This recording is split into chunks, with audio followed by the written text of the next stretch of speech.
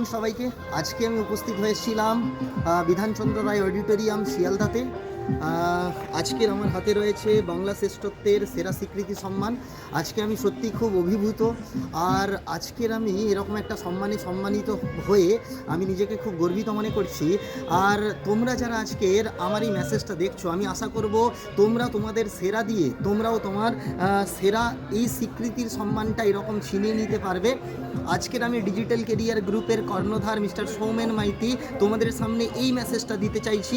আমার জোশ, আমার সেই হৌসলা আজকের আমাকে এই স্থানে পৌঁছতে সাহায্য করেছে। আমি চাইবো তুমিও তোমার সেই জোশ আর হৌসলা দিয়ে আজকের এই জায়গায় পৌঁছতে পারবে। ওকে, আর দীর্ঘায়িত করছি না। Thank you, all the best, be the best সবাইকে।